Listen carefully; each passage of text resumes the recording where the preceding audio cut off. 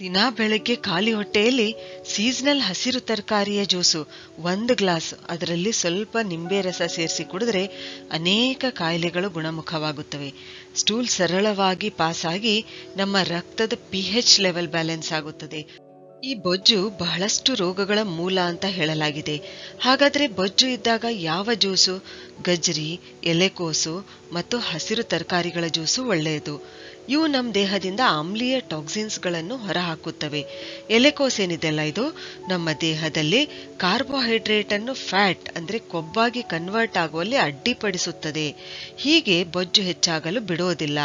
ಇನ್ನು ಗಜ್ಜರಿ ಅಂತೂ ಕೆರಟೊನೈಡ್ಸ್ಗಳಿಂದ ಸಮೃದ್ಧವಾಗಿರೋದ್ರಿಂದ ಬೊಜ್ಜನ್ನು ನಿಯಂತ್ರಿಸುತ್ತದೆ, ತೂಕ ಇಳಿಸುತ್ತದೆ, ವೇಟ್ ಲಾಸ್ ಆಗಲು ಸಹಾಯ ಮಾಡುತ್ತೆ.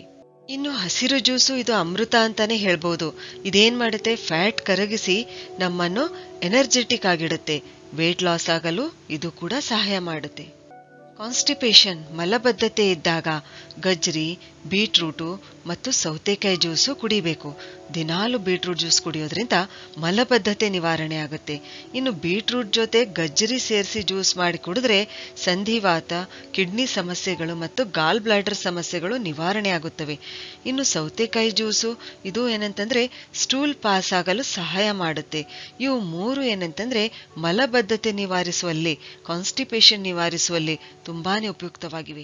ಹೈ ಬ್ಲಡ್ ಪ್ರೆಷರ್, ಹೆಚ್ಚು ರಕ್ತದೊತ್ತಡ ಇದ್ದಾಗ ಅಂದ್ರೆ 140/90 mmHg ಅಥವಾ ಇದಕ್ಕಿಂತ ಹೆಚ್ಚು ಇದ್ದಾಗ ಗಜ್ಜರಿ ಜ್ಯೂಸ್ನಲ್ಲಿ 2 ರಿಂದ 3 ಬೆಳ್ಳುಳ್ಳಿ ಎಸಳುಗಳನ್ನು ಸೇರಿಸಿ ಕುಡಿದ್ರೆ ಹೈ BP ಕಂಟ್ರೋಲ್ನಲ್ಲಿರುತ್ತೆ.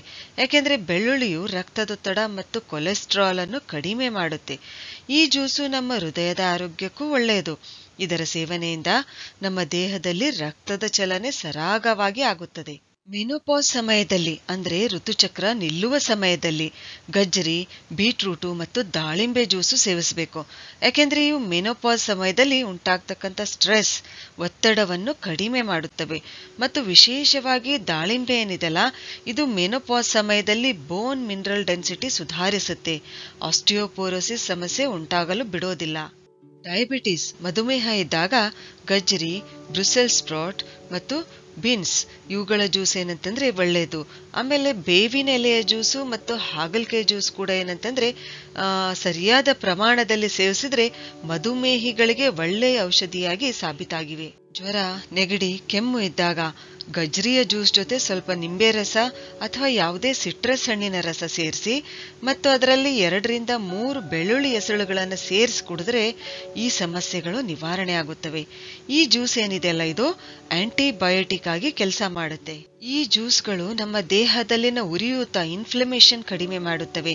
ನಮ್ಮ ದೇಹದ pH ಲೆವೆಲ್ ಬ್ಯಾಲೆನ್ಸ್ ಮಾಡಿ ಎನರ್ಜಿ ಲೆವೆಲ್ ಹೆಚ್ಚಿಸುತ್ತವೆ, ಕಾರ್ಯಕ್ಷಮತೆ ಹೆಚ್ಚಿಸುತ್ತವೆ ಮತ್ತು ಇವು ಸೇವಿಸಿದ 15 ರಿಂದ 20 ನಿಮಿಷದೊಳಗೆ ನಮ್ಮ ಕರುಳಿನಲ್ಲಿ ಹೀರಿಕೆ ಆಗುತ್ತವೆ.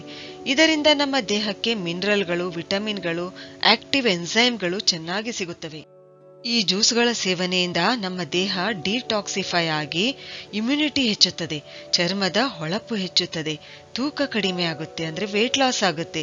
ಬೆಳಗ್ಗೆ ಎದ್ದ ತಕ್ಷಣ ಚಹಾ, ಕಾಫಿ ಕುಡಿಯೋ ಬದಲು ನಮ್ಮ ಡಯಟ್ನಲ್ಲಿ ಈ ಹಸಿರು ಜ್ಯೂಸ್ಗಳನ್ನ ಅಥವಾ ತರಕಾರಿಯ ಜ್ಯೂಸ್ಗಳನ್ನ ಸೇರಿಸಿದ್ರೆ ನಮ್ಮ ಜೀವನವೇ ಬದಲಾಗುತ್ತೆ.